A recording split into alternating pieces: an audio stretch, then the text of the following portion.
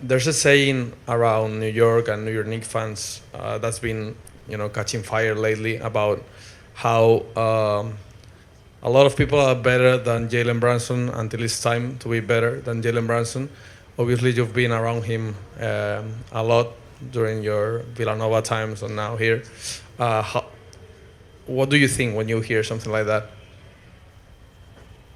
Um, I don't know. For as a friend, you're happy he's getting recognition. I think he's still underrated. In the league, and he keeps proving people wrong. Game by game, series by series. Playoff appearance by playoff appearance. As a friend and a teammate, it's funny because um, he's one of the best players in the league, and you're happy that he's starting to get some recognition. Second row, Steve. Hey, Josh, when you go into a game like this, I think, I don't know if you've seen any of the numbers, but the 15 rebounds was, I think, a record for somebody your size since 30 years or 40 years. Um, when you've got Victor in front of you or around you, just what is the approach that you're able to get 15 rebounds and do this against that a front line like that? Um, yeah, I mean, just a will. Uh, Obviously, he's someone that we have to pay extra attention to and try to keep him off the glass. Or Cad and Mitch did an amazing job doing that yesterday, and obviously they got talented guards that crash the glass hard. So it's just a will, just trying to read the ball, see where it's going to bounce, and be the first one to get there. Fourth row in the middle. Tyler Murray, Knicks Radio. Josh, you push the pace a lot, especially against the Spurs team that can be so good in the half court. How important is it to push quickly off a miss or off a make against this defense? Yeah, extremely important. Obviously, they're very good in the half court, using their physicality, the athleticism, and then obviously Wemby, altering shots or deferring shots. So we got to make sure we push it. Obviously, they crash the offensive glass, relentlessly the whole game. So if we do get those defensive rebounds, we're able to kind of get out, and push the pace, and we have guys that can finish at the rim, knock down shots. So it's definitely a part of how we want to play. First row on the right, Mark. Can you tell me what you remember most about Jose as a rookie? And also, when he got here, him coming back home, what was your reaction and how much you think that meant to him? Arsenal lost Champions League, right? Not to Chelsea. I know, but they lost. So you weren't at all that Arsenal. Who won Premier? That Arsenal trash there. Who won Premier League? Luckily, they had VAR on their side. Jose was it's kind of like a deer in the headlights at first, but you could tell he had the energy around it that was contagious. That he was willing to work. He had a chip on his shoulder, and was really willing to do whatever it took to get on the court. And I think when you do that and you have the mentality, and you start seeing success with it, you kind of double down on that, and that's what you see him. He goes out there, pushes the pace, makes us play fast, defensively gives good minutes, and gives contagious energy. And then even when you look at him on the bench, he's up, he's talking, he's doing those kind of things. And when you got a guy that's locked in like that, even when he's off the court, as a teammate and a player, you have the ultimate confidence, in something like that when his number is called. And obviously it was called a little earlier yesterday with JB going out, and he gave us good minutes, and it was great. So go Blues. Arsenal sucks. Let's keep it going. First row on the right, left, Steve. Steve Ashburner, NBA.com. When you find yourself being guarded by Victor, how much of a priority is there then at getting him moving, changing directions? drawing him away from the paint for the opportunities that it creates for other guys? Never mind the scoring or passing.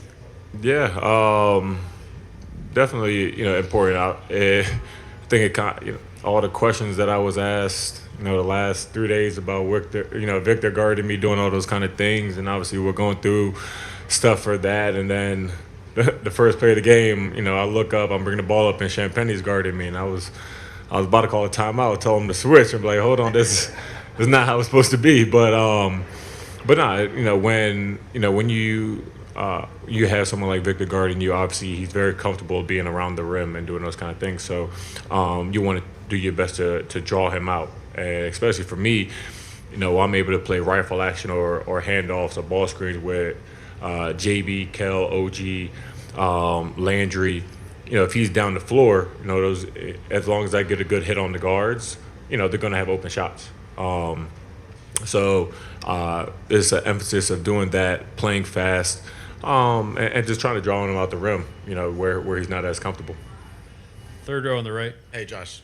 Jalen's obviously always known for keeping his cool throughout down the stretch and always over the years. I mean, was it unusual for you to see him kind of get worked up, getting into it with the fans a little bit last night? And what do you think kind of set him off? To be honest, I didn't even see what happened. I heard something about it. I didn't really see it, but I don't know. Yeah, like he's always pretty calm, pretty composed. So I'm sure the fans probably said something crazy to kind of get him going, but. Yeah, I wish I could answer that a little bit better, but I didn't even see the interaction. Last question, second row on the right. Dan Devine, Yahoo Sports. When you described what Jose brings, that infectious energy, I think a lot of people would identify that as something that you bring to the table as well. And I guess just what does it take to be able to continually provide that, whether, going through shooting struggles, different defensive matchups, different things that you are being asked of you defensively to continue to bring that energy night in and night out? It takes humility and just a willingness to sacrifice. We're in the NBA Finals.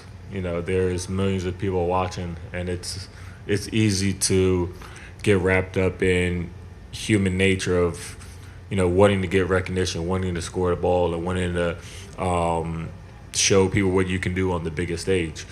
And that's not everyone's calling and not everyone's assignment. And I know for me that's not really my assignment. So it takes a little bit of time to find that humility. For me, I found that with prayer and my faith. But that's kind of what it is, those two things, prayer and humility, because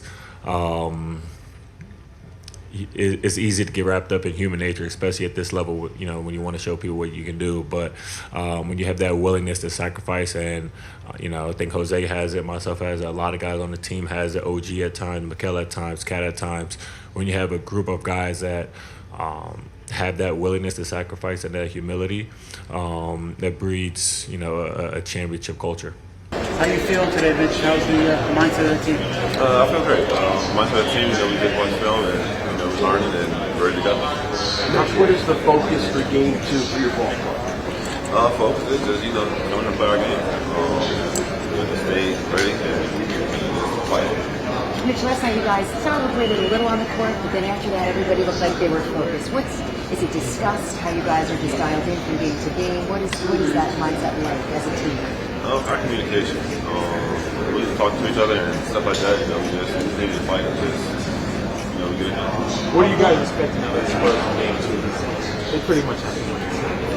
That's our team. Come out fighting and, so just watch film and get better. Mitch, how important is it to get some of that rust out? Is that the game time, first game yesterday? It's been off for like a week and a half, whatever it was. That first game, we started out a little sluggish, a little slow. Then we came in, second half. So, yeah. Mitch, you had another big dunk last night over before that. When you get plays like that, what does that do for you? What does it do for the team? Like, what's the conversation like on the court? Well, it's a good fight. Feed off that energy. You know, just. But yeah. Do you have posters on your wall as a kid growing up? No posters. How about the energy that you guys get when Jalen Brunson starts to do what he did last night? We've seen it numerous times. We get hyped when that time comes. You know, once you start doing that, we're just cheer him on. Let's go. What did it mean to see all the guys step up when Brunson went down? It was amazing. Seeing Jose come in and give a good stretch, and seeing Jalen come back around, and just that alone, just pushed our team.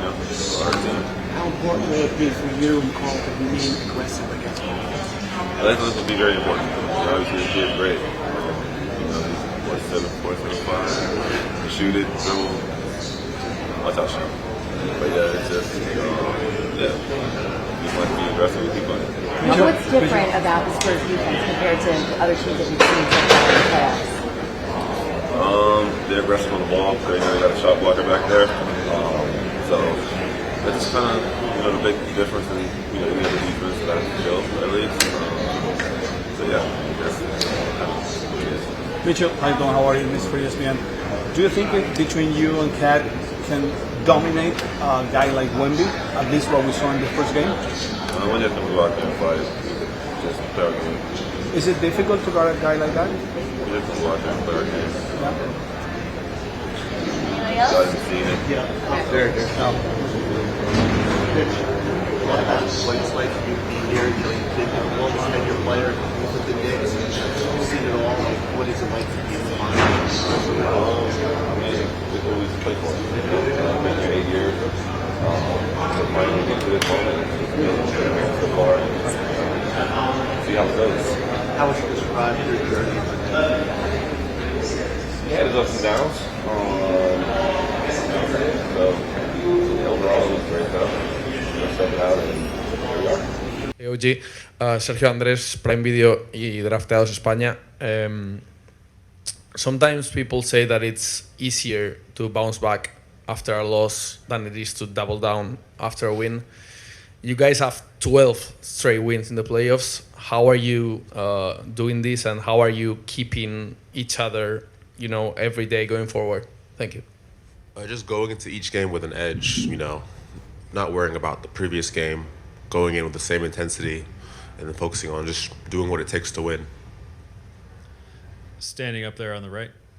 Hi, OG. Simone Wu from AA Sports Connect Hong Kong. So, very similar to his question. So, how are you guys in the locker room? Because I'm sure there would be high moments when you guys have 12 straight wins, because it's really legendary. So, what are the conversations in the locker room like? Because Kat mentioned so much about 0-0 mentality. How do you guys stay poised during the rest days, and even with all of these media availabilities? How do you guys stay focused? Just after the game's over, just the next day, just reset.